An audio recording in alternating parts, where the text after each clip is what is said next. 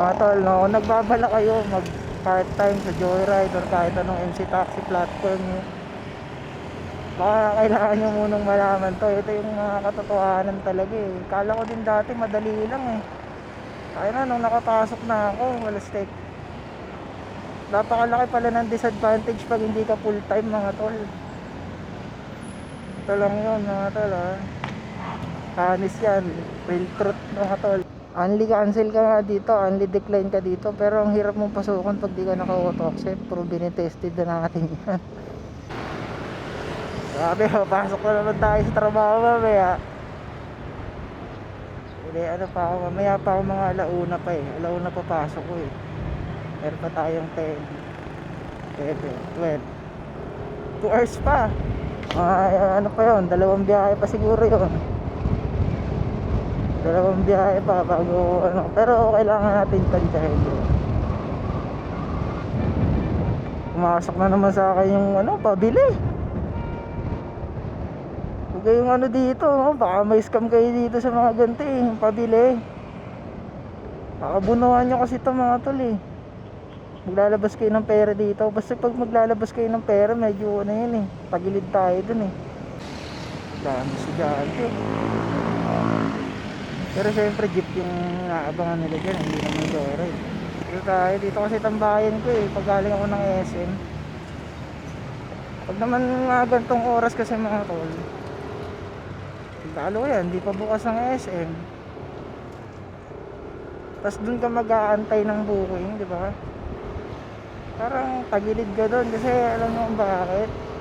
Ang mga tao papunta pa lang ng SM, hindi pa galing ng SM. Anong oras pa lang? 10:30 pa lang oh. Mga mamaya yan, mga tanghali, pagtapos na nilang kumain o kaya gabi. Yan gabi malakas dyan, tumambay, lagi meron dyan. Pero pag ganito ka aga mga tol, huwag muna kayo tumambay sa mga ganyan, mga SM. Meron naman no, pero matumal dyan, lalo ngayon parang sa sobrang dami rin ang nakatambay doon. Huwag kiumpok pa ba kayo doon? Din, para sa akin lang ha, disadvantage pag hindi ka full time, pag part time ka lang, is yung mahihirapan kang makakuha ng incentive mga tol. Doon talaga ako hirap na hirap. Siguro di lang din talaga ako ganun kalakas bumiyahe. Siyempre part time nga lang eh. Pero pinakamarami kong booking sa isang araw, siguro okay na yung tatlo, di ba? Tatlo, okay na sa akin yun.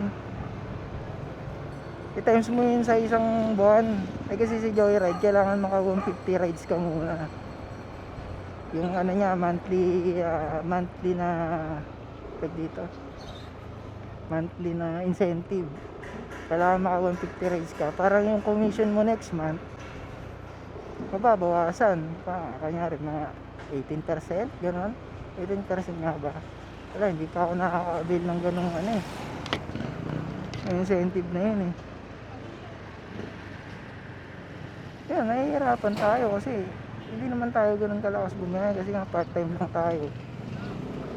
Kasi may mga weekly din na ano, incentive. Kailangan sa isang linggo 90 rides. Boy, yung 90 rides na yun, baka isang buwan ko na yun. Pinakamarami kong rides, 120. 120 rides lang ako, pero marami na yun. Swerte na yun. Eh yung 90 rides pa, isang buwan, di ba?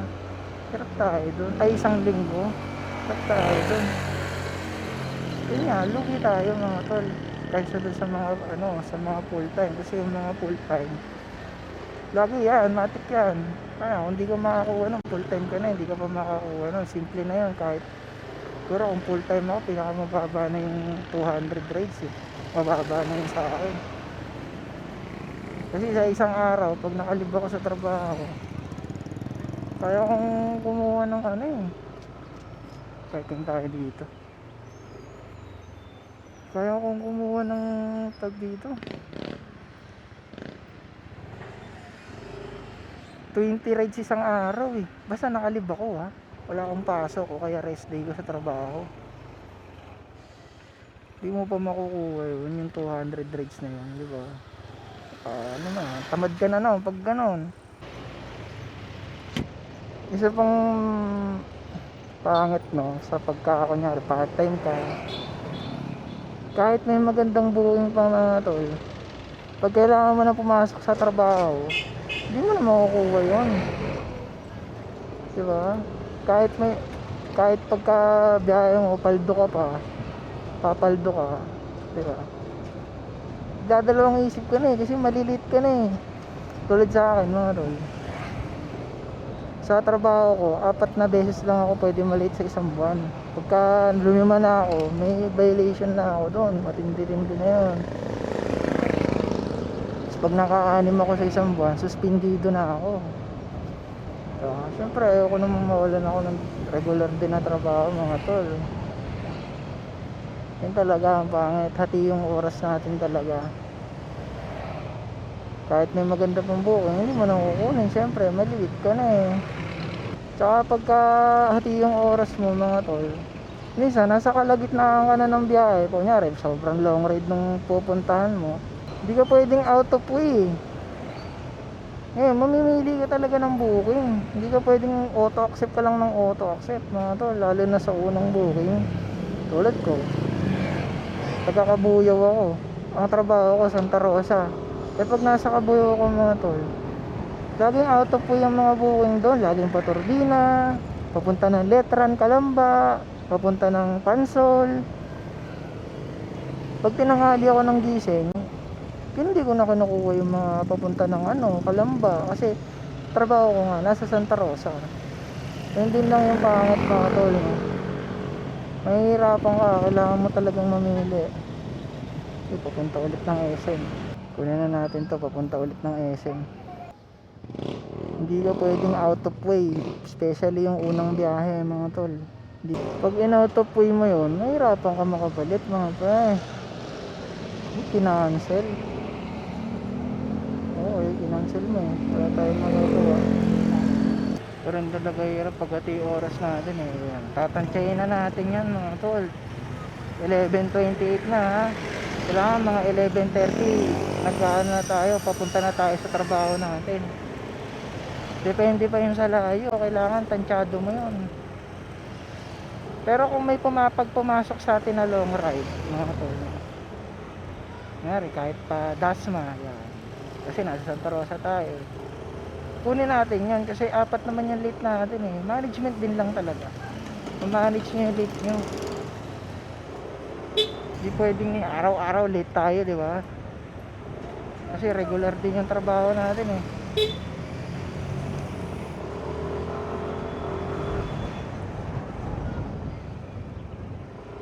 pwedeng kada papasok ka 1 oras late po.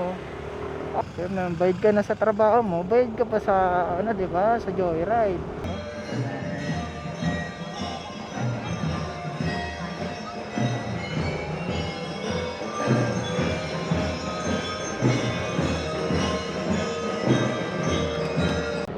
Dito kayo sir.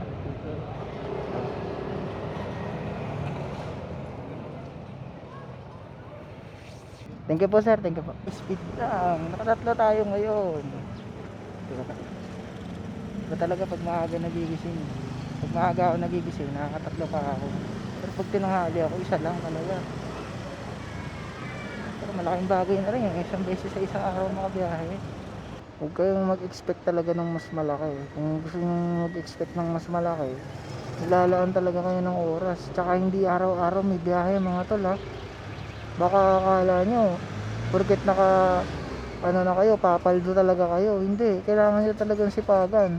Yung iba bumabiyahe dito ng 12 hours para lang makumita ng yung sinasabi nilang 2,000 isang araw ha. Baka akala nyo yung 2,000 na yun, malinis na yun mga tol. May kaltas pa yun syempre. Kakaltasan nyo ng platform nyo. Minsan 20%, minsan 25% kaltas nila doon. So, sa 2,000 na yun, pero silang ilan ba? 400 kanila. Diba? Okay na sa inyo yun. Pero bubunuin nyo ng 12 hours yun. Minsan higit pa doon. Dati nakaka 19 rides ako, diba?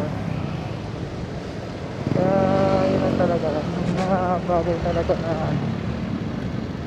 na disadvantage talaga pagka ano ka lang, pagka part time ka lang dito sa Joyride. Pero okay na din yun, di ba? At least may extra income kayo, pang gas din yan mga tol. So yun lang mga tol, no? Sana may mga nakuha yung ano, nakuha nyo yung revelation mga tol, na hindi rin ganun kadali talaga. Wala naman madaling trabaho eh. Minsan talagang matumal, mag-aantay talaga kayo ng booking kahit naka-auto-accept pa kayo. Pero ang mahalaga doon, no, kung wala pumapasok na booking sa inyo, mapapasukan kayong trabaho, di ba? Nasa labas na rin naman kayo eh. Part time nga lang naman, di ba? Kung iniisip mo na mag-joyride, try mo lang. Malay mo, ano sa'yo, tama sa'yo, di ba? Is dito nakakagala. Hindi nang gusto ko dito, nakakagala ako eh.